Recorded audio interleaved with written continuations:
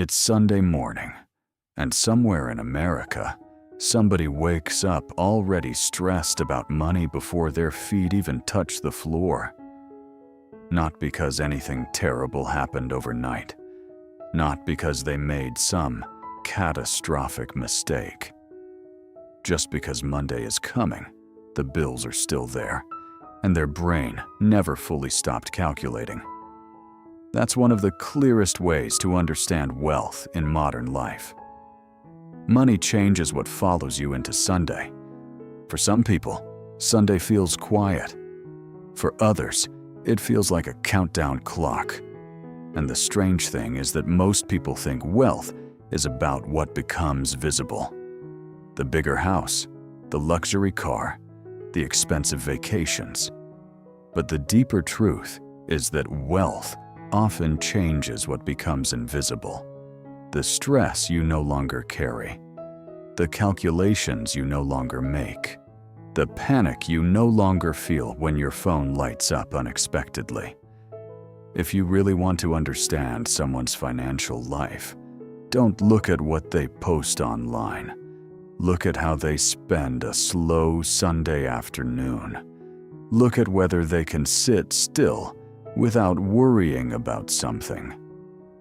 Somewhere right now, a 24-year-old is sitting in a parked car outside a coffee shop, waiting for it to open, because inside there's heat, Wi-Fi, and a bathroom that doesn't ask questions. Their phone battery is at 9%. They know exactly how much gas is left because they checked twice before falling asleep. They are not thinking about retirement accounts or investment strategies. They are thinking about survival in 4-hour increments. And here's what people misunderstand about financial instability. They think it creates laziness. Most of the time, it creates hyper-awareness. People living close to the edge become experts at monitoring risk. They know which bills can be delayed, which grocery stores discount food late at night, which friend might loan them $20 without making them feel ashamed, and which problem could turn into a disaster if ignored for even 1 week. Their brain is always running in the background, like too many apps open on a phone with a cracked screen and low battery. Exhausted, overheated, but still functioning somehow. And the scary part is how many Americans are closer to this reality than they appear. A person can have a full-time job and still feel financially fragile every single day. Rent goes up. Insurance goes up.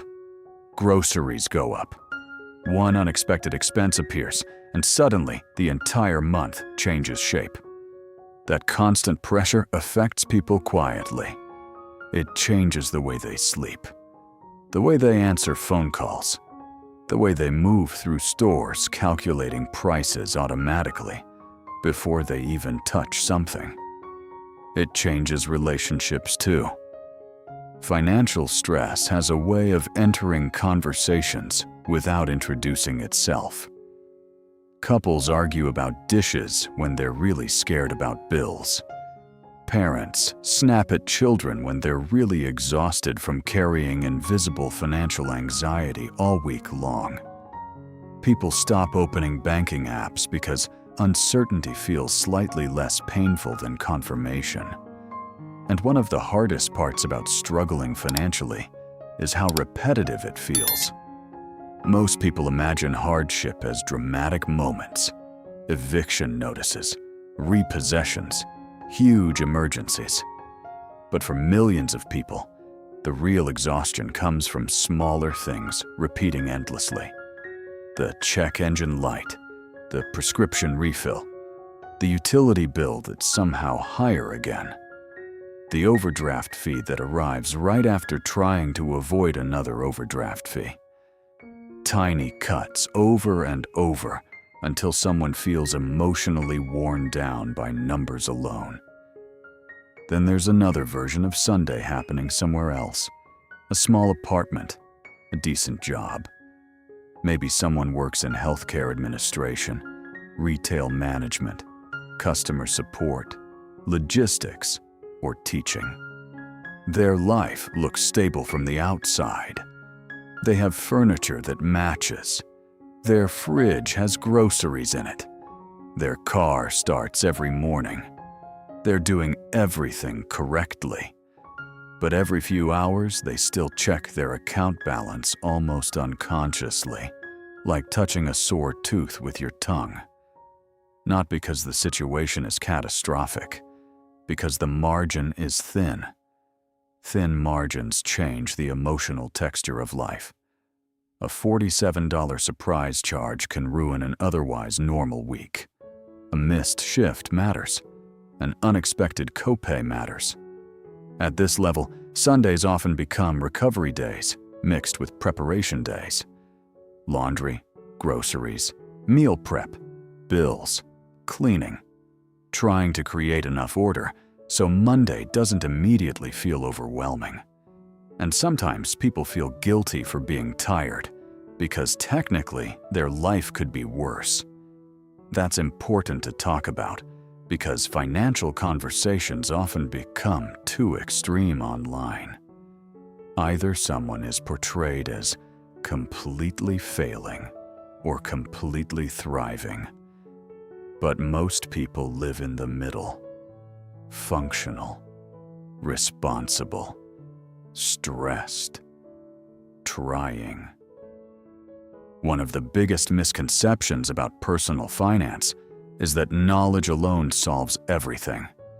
If that were true, almost nobody would struggle financially, because most people already know the basics.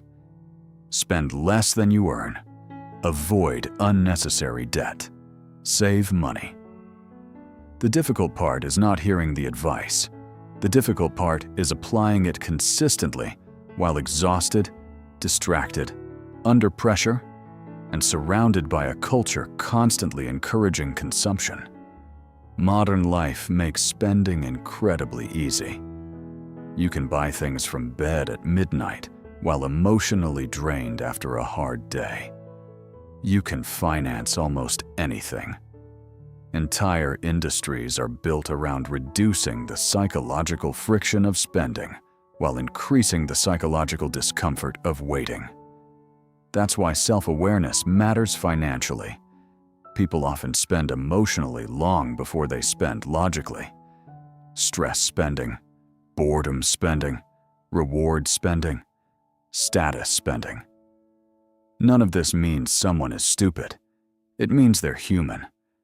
And one of the most useful financial skills is learning to pause long enough to ask a simple question before purchases. What problem am I hoping this solves? Sometimes the answer is practical. Sometimes it's emotional. The distinction matters. Then somewhere else, another Sunday is unfolding in a suburban kitchen. 2 parents, 2 incomes. Kids upstairs half awake watching cartoons. There's soccer practice at 10, groceries at noon, laundry running in the background, lunches being prepared for Monday morning before Sunday afternoon even begins. This family might earn what many people would consider good money.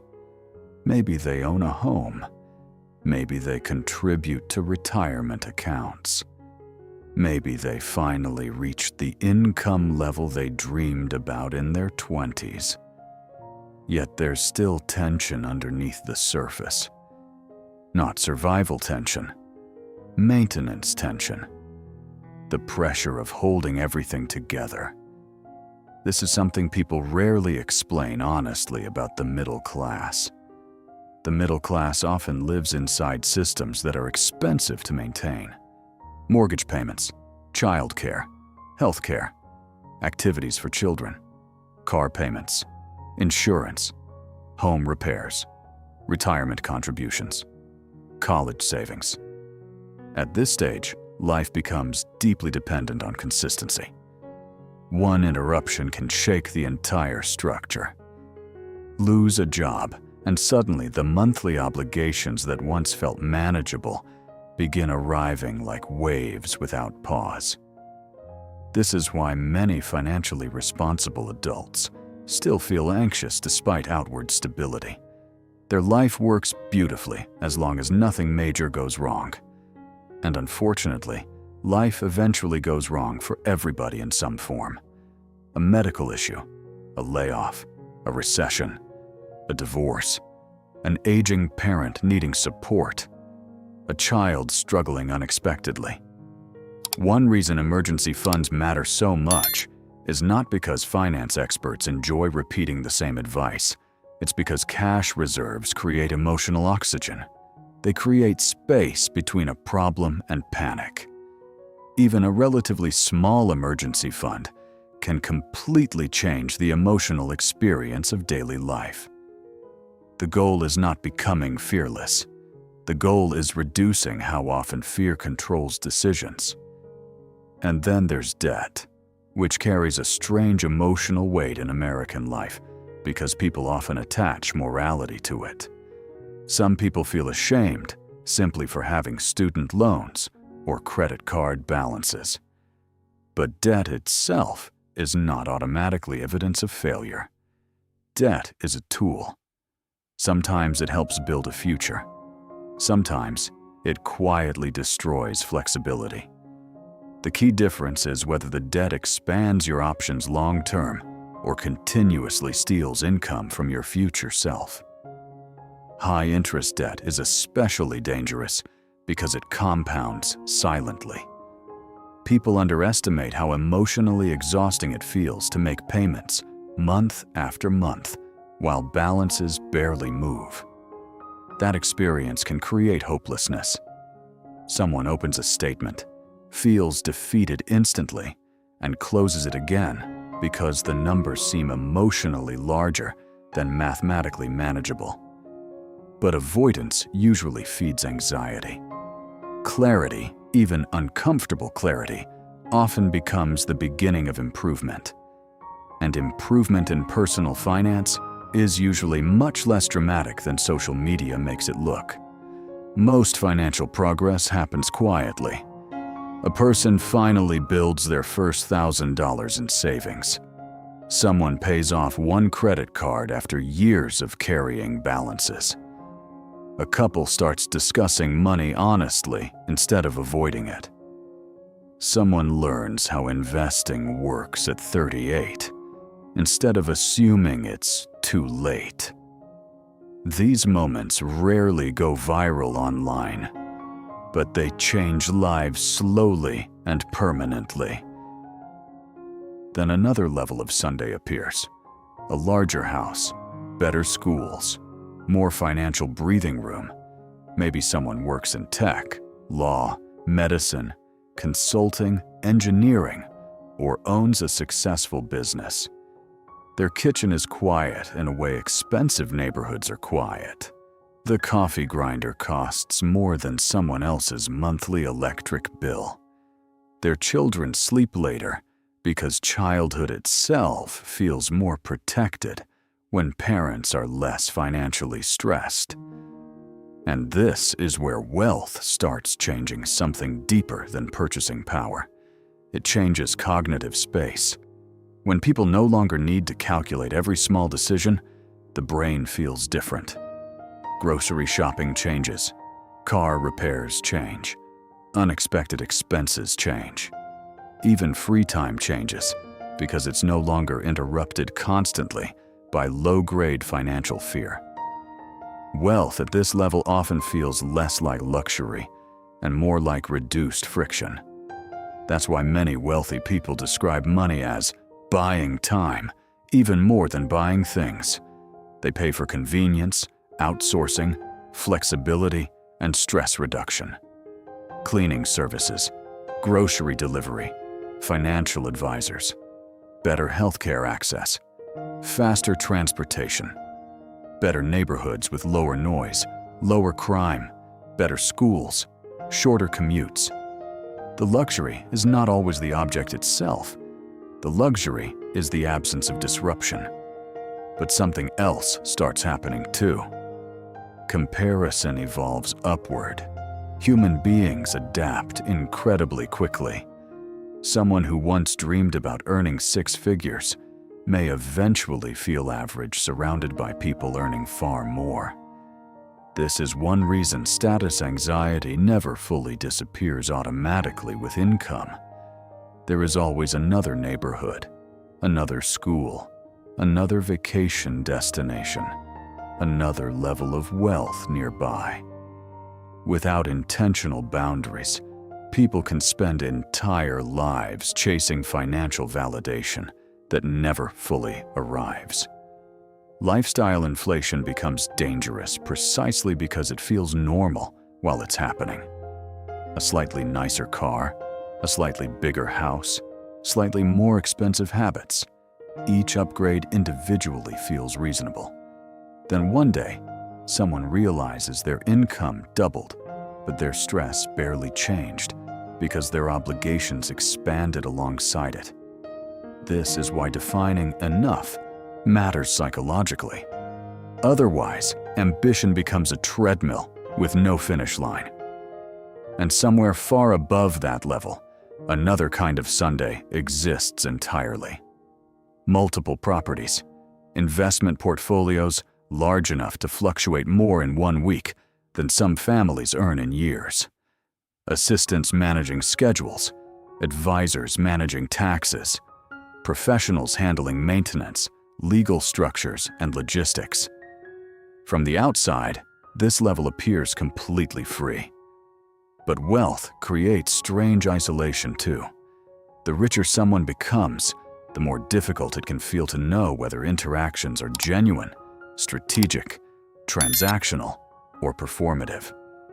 People begin responding not only to the person, but to what the person represents. Access, opportunity, influence, status. Even kindness from others can start feeling complicated, and something surprising happens at extreme levels of wealth. Time becomes fragmented.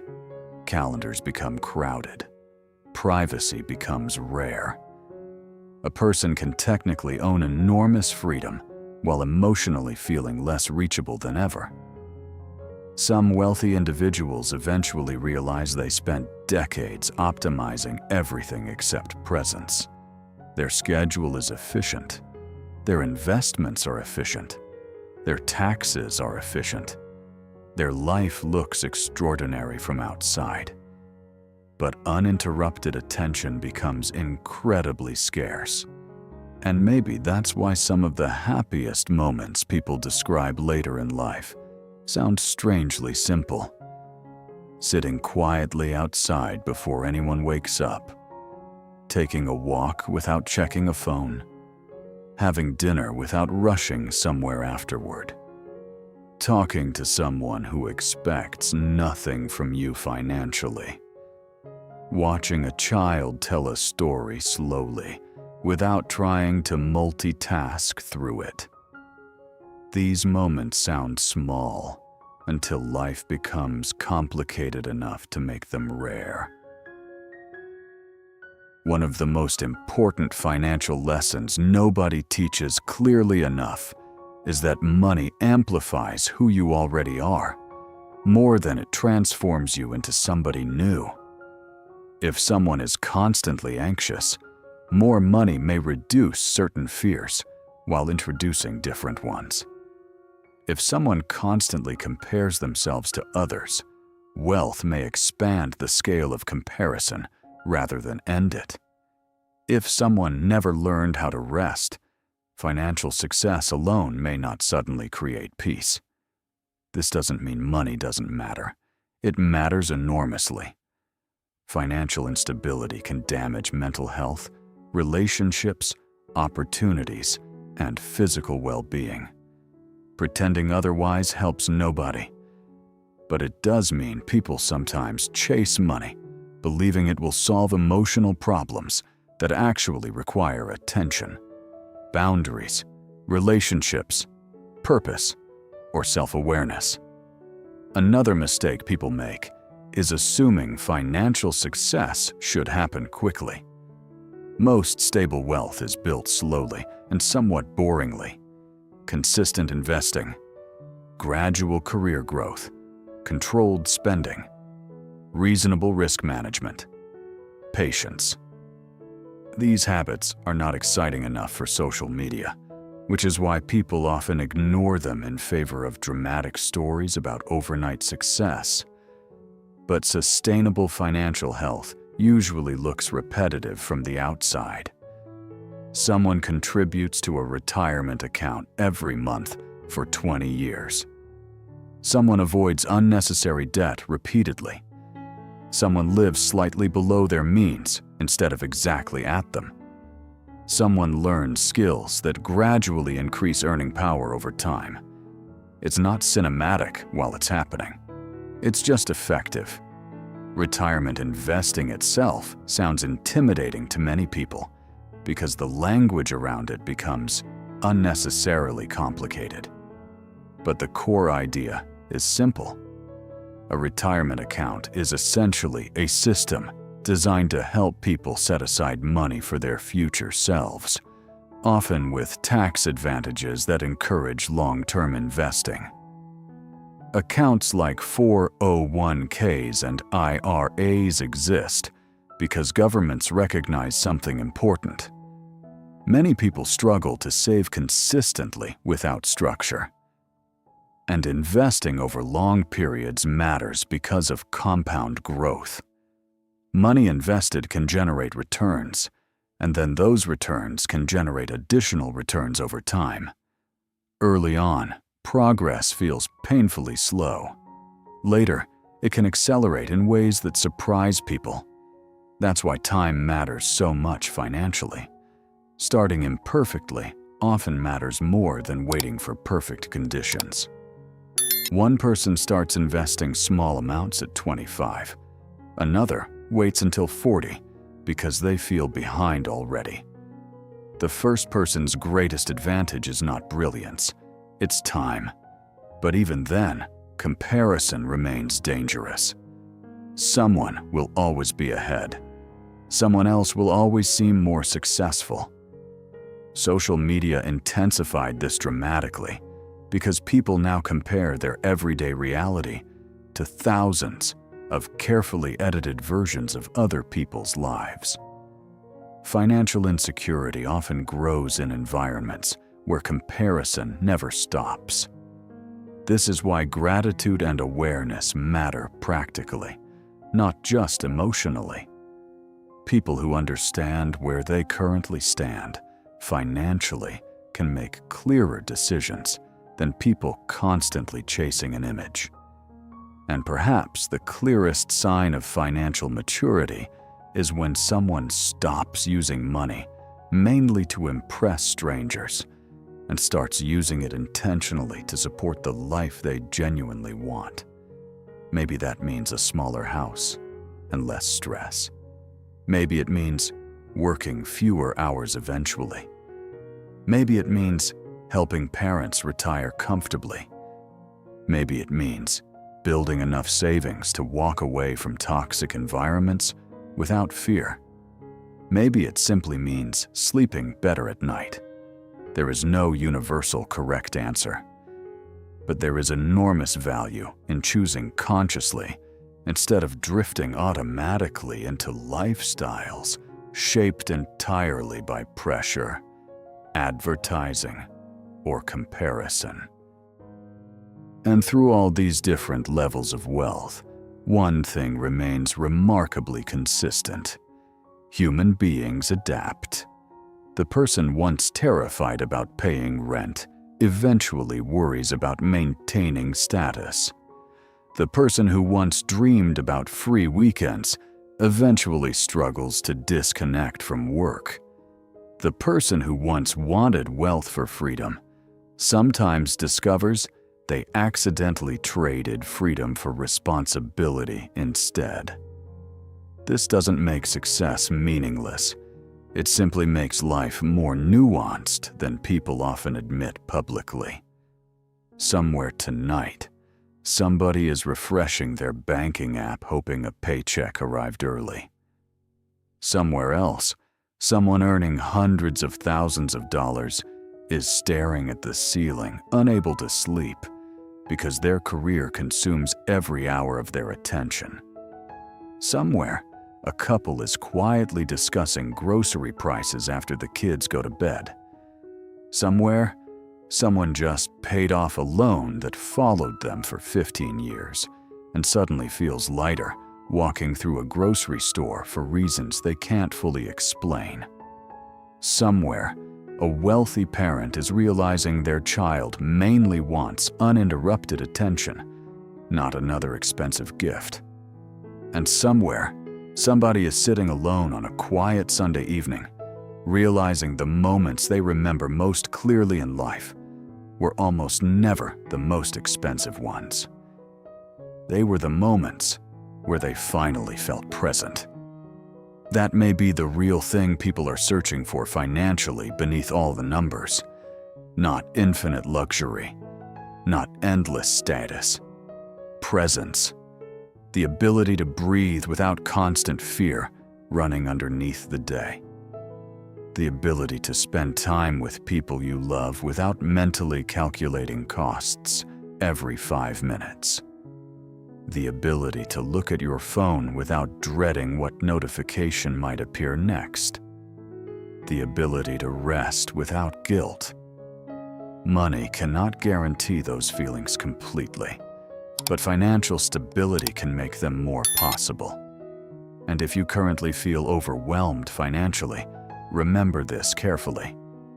Progress is usually quieter than panic. You do not need to become extraordinarily wealthy overnight to improve your life meaningfully. Building a small emergency fund matters. Learning how interest works matters. Paying down high-interest debt matters. Increasing your skills matters. Creating spending awareness matters. Protecting your mental health while improving your finances matters too. Most people are not ruined by one terrible decision. More often, they are shaped by repeated small habits, repeated emotional reactions, repeated choices made under pressure. The encouraging part is that this works positively too. Small, healthy decisions repeated consistently can slowly change an entire financial future. It may not happen dramatically. It may not happen quickly. But over years, stability compounds just like debt does. Confidence compounds too. One calm decision at a time. One paid-off balance at a time. One honest conversation at a time.